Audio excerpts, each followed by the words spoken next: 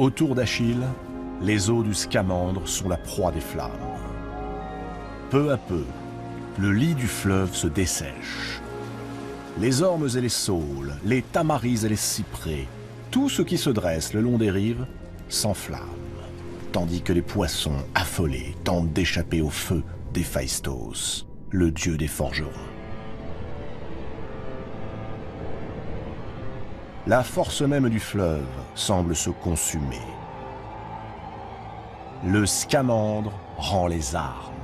Il vomit les cadavres des Troyens qui engorgent ses flancs. Le fleuve implore Héra. Il épargnera Achille, mais par pitié, que l'on cesse de torturer ses flots et ses berges. La déesse consent. Il n'est pas bon qu'un dieu soit tourmenté à cause d'un homme.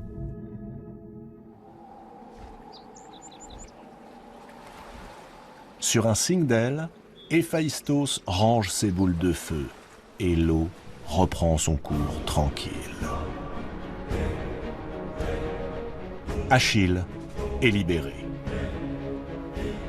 Étourdi, il se hisse sur une berge.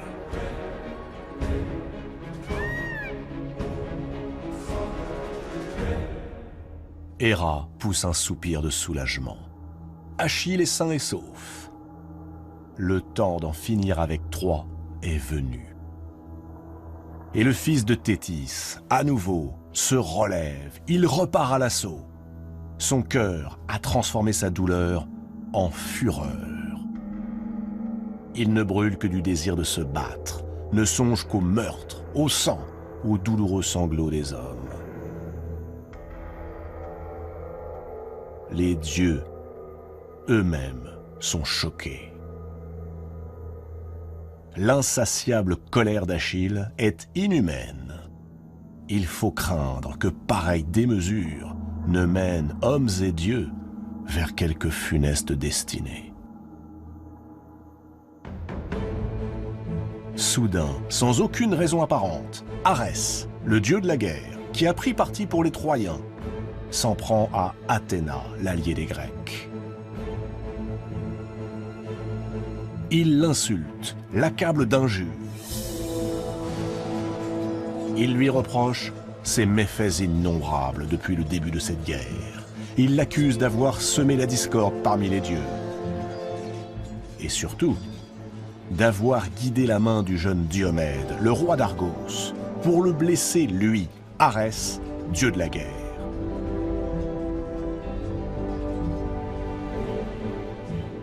Aujourd'hui, Athéna va payer.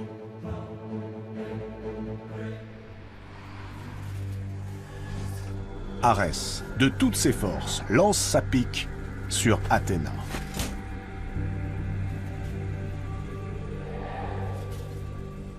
Elle soulève un rocher noir, énorme, rugueux, et rompt les membres d'Arès avant d'éclater d'un rire triomphal.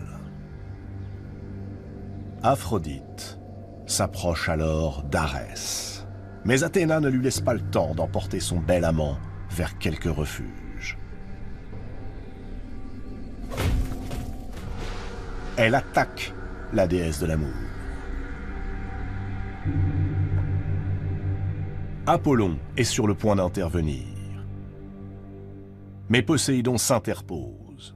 Le dieu des océans lui rappelle qu'autrefois, tous deux furent condamnés par Zeus à se mettre pour 1 an au service d'un mortel, Laomédon, à l'époque roi de Troie.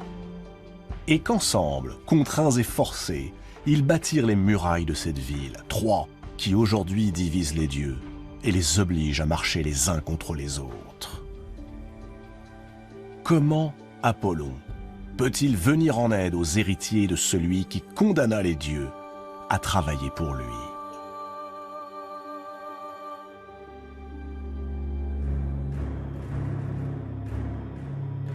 Apollon approuve. Oui, pourquoi partir en guerre contre ses semblables pour de pauvres humains, pareils à des feuilles dont le destin est de se consumer et de tomber au néant?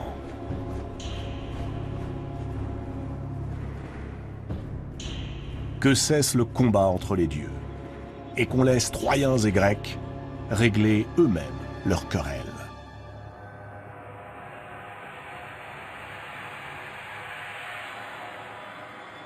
Alors, la vénérable Artémis, sœur d'Apollon, manque de s'étrangler.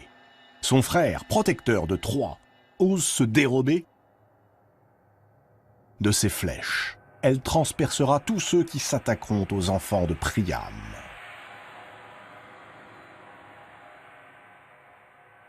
Aussitôt, Héra aux mains blanches lui arrache son carquois des épaules, la précipite à terre et la roue de coups. Sa haine pour Artémis est ancienne. La déesse vierge est la fille bâtarde de Zeus, née de sa rivale Leto, qu'elle pourchassa en vain jusqu'au bout des océans. Artémis parvient à échapper au courroux d'Héra et s'enfuit en larmes. L'Olympe ne ressemble plus à l'Olympe.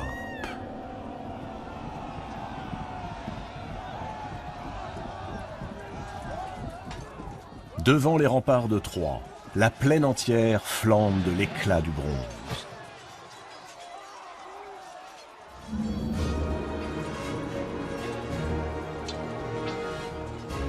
Achille, indifférent au combat des dieux et des hommes, redouble d'ardeur, décimant sous sa lance les bataillons troyens.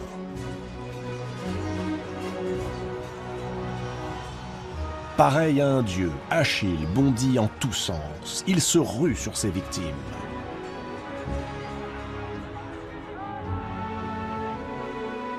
Il frappe le jeune Dryops en plein coup. De sa grande épée, il prend la vie du noble Dardanos. Puis c'est Tros, fils d'Alastor, qui vient tomber à ses genoux, dans l'espoir que, faisant de lui son prisonnier, il l'épargnera. Achille le frappe de son épée en pleine tête. C'est ensuite à Lycaon, fils de Priam, demi-frère d'Hector, qu'il transperce l'épaule, puis tranche la tête avant de l'envoyer rouler au loin avec son casque.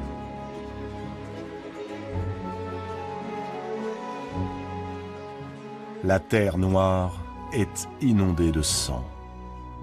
Et ce terrible spectacle stimule la fougue et l'ardeur des Grecs. Du haut des murailles, Priam, témoin de la déroute de son armée, ordonne que l'on ouvre toutes grandes les portes afin de laisser entrer ses guerriers. Tous les hommes se ruent à l'intérieur. Tous, sauf un, Hector. C'est à peine s'il entend la voix de Priam. Priam, qui tend les mains vers son fils, le supplie de faire demi-tour. Mais Hector reste sourd aux supplications de son père, comme à celles d'Andromaque, son épouse. Il attend Achille. Et Achille vient à lui.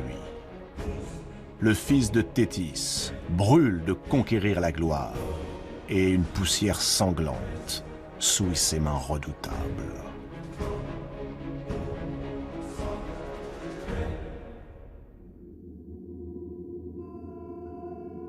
Hector vacille. La peur. Une peur panique fait trembler tout son corps. Une peur inconnue, irrépressible. Alors, Hector fait volte-face. Il fuit. Achille s'élance derrière lui.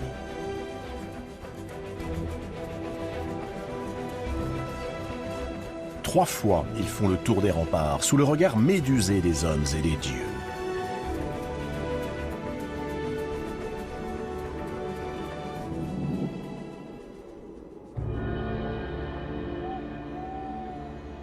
Alors, Athéna, ulcérée, se précipite vers Hector. La déesse de la ruse prend l'apparence du frère préféré du prince troyen, le jeune Déiphobe. Déiphobe arrête Hector et il lui parle avec respect.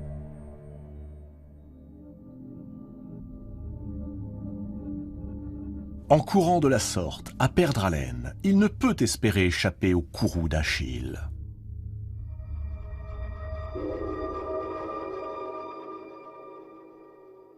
Achille est plus rapide. Il entend l'épuiser, comme on épuise un animal avant de lui porter le coup fatal, dans le dos. Il faut l'affronter. Pour l'honneur de Troie, pour la défense de la patrie. Et l'on découvrira ainsi à qui Zeus entend donner la gloire. Hector retrouve le courage qui l'avait fui. Son frère est à ses côtés, et c'est comme si Troie tout entière lui venait en aide.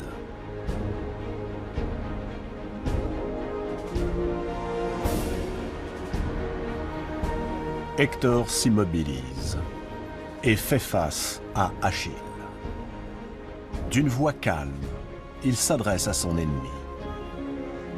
Achille est fils de la divine Thétis, mais il n'est pas invincible. Lui, Hector, a déjà prouvé que son trait pouvait être perçant.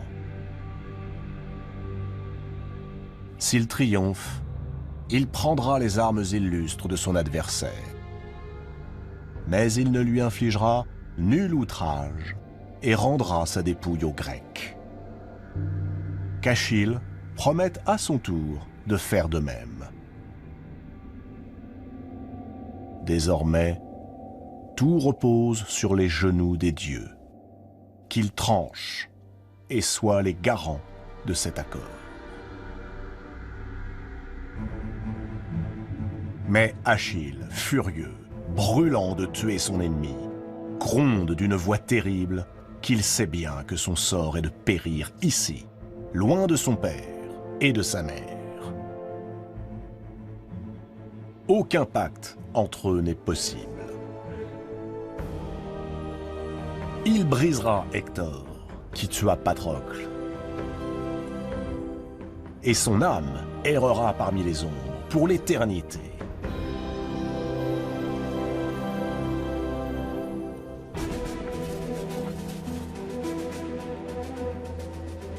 Hector lance sa pique d'airain sur Achille. Athéna, d'un souffle, la détourne vers le bouclier aux 1000 ciselures.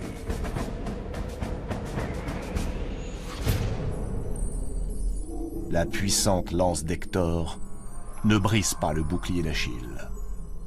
Lors, don d'Héphaïstos l'arrête net.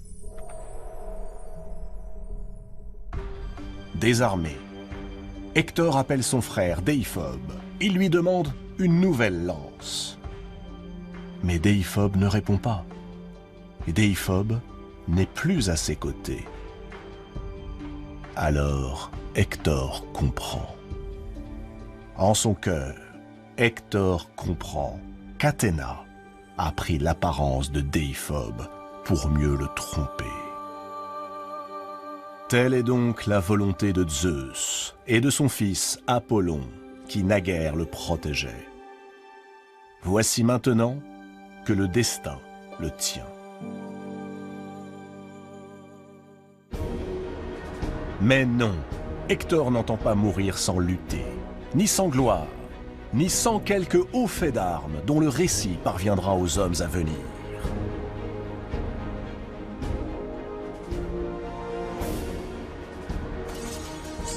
Tout son corps est protégé par ses armes de bronze, les belles armes dont il a dépouillé le puissant Patrocle après l'avoir tué.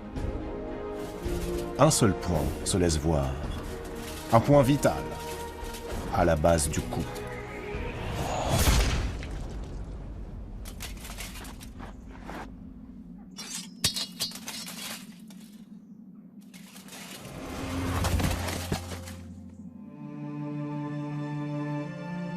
La vie quitte le corps d'Hector, et l'ombre horrible le saisit.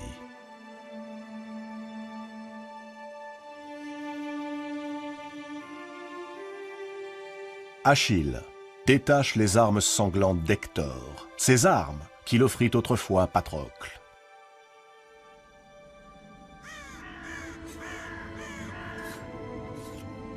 Il perce les chevilles du mort. Il passe des courroies, puis les attache à son char. La tête d'Hector traîne dans la poussière.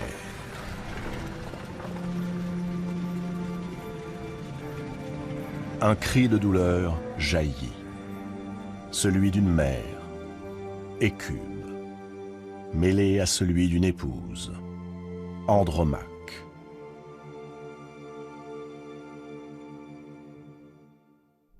Il est couvert par les sanglots et les gémissements de milliers de Troyens qui embrasent la cité tout entière. Le vieux Priam, lui, n'a plus de larmes.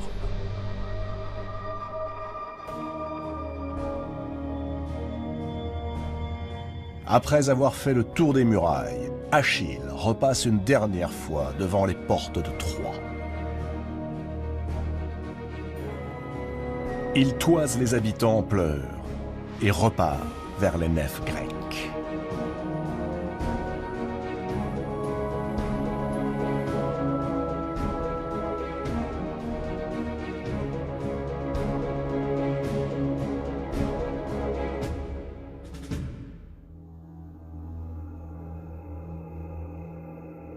La nuit tombe sur le campement grec.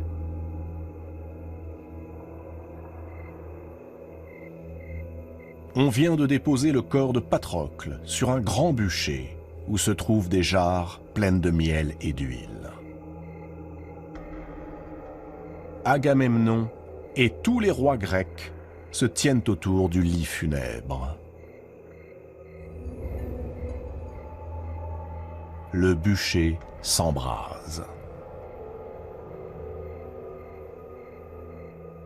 Achille, irrité, ordonne qu'une fois le cadavre brûlé, on recueille les cendres de son ami et qu'on les place dans un coffre d'or dans lequel, le jour venu, on versera ses propres cendres.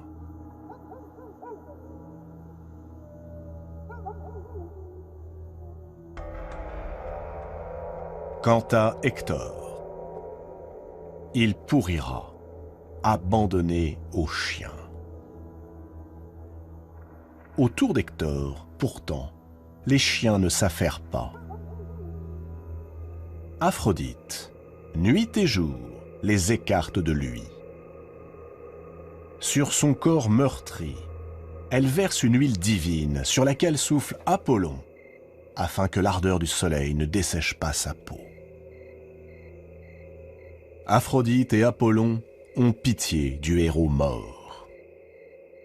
Apollon tente de fléchir le cœur des autres dieux. Hector, le vaillant Hector, a toujours brûlé en leur honneur les animaux que l'on offre aux divinités. Aujourd'hui, il n'est plus qu'un cadavre. Il ne menace plus les nefs grecques, ni ne terrorise les guerriers du fier Agamemnon. Les dieux devraient donc permettre que lui soient dispensés les rites funèbres afin qu'il aborde en paix la demeure d'Hadès. Qu'Achille prenne garde. Sa démesure agace plus d'un dieu qui pourrait bien un jour lui faire payer ses outrages. Zeus lui-même ne pourrait l'en empêcher. Héra tente une fois encore de s'opposer au dieu de la lumière, mais Zeus intervient. Il décide qu'Achille doit rendre Hector au sien. Le sort qu'il fait subir à celui qu'il a vaincu est indigne. À Thétis, il ordonne de faire ployer son fils. Et à Hermès, dieu messager, il commande de mener Priam à la tente d'Achille, afin que le vieillard ramène son fils en sa cité, sans que nul ne le voie, ni ne l'arrête.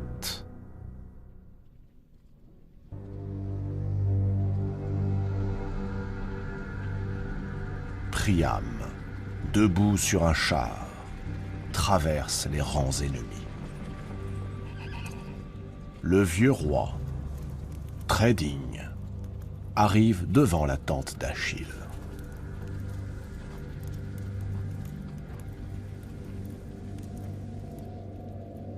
Il embrasse les genoux d'Achille, puis lui baise les mains, ces mains terribles, meurtrières, qui lui ont tué tant de fils. Achille demeure interdit, et Priam le supplie. Il évoque le vieux Pélée, le père d'Achille. Lui, au moins, dans la lointaine Grèce, a cette joie au cœur qu'on lui parle de son fils comme d'un vivant, alors que son malheur à lui, Priam, est complet. Il a donné à sa ville 50 fils, et pas un seul ne lui reste. Et celui qu'il aimait par-dessus tous les autres, Hector, est entre les mains d'Achille. Pour le racheter, il apporte aux Grecs une immense rançon. Plus encore que n'importe quel père, il a droit à la pitié, lui qui a porté à ses lèvres les mains de l'homme qui tua ses fils. Alors, Achille relève doucement le vieillard, et tous deux s'abandonnent aux sanglots. L'un pleure sur son fils, Hector, l'autre pleure sur son ami, Patrocle. Achille demande à Priam de l'attendre sous sa tente.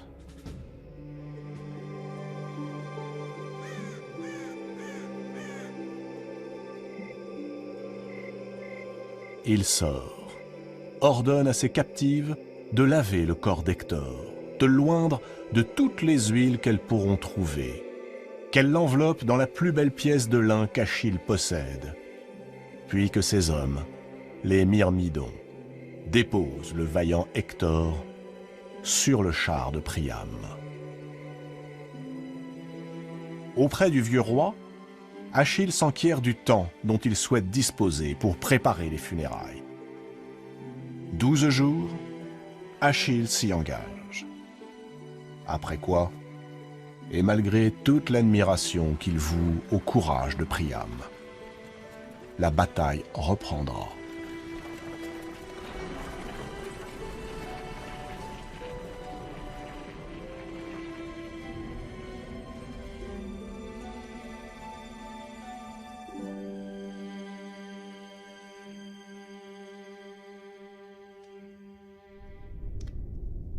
Sous la tente d'Agamemnon, la joie de la victoire a cédé la place à la colère et à l'incompréhension. Agamemnon fulmine.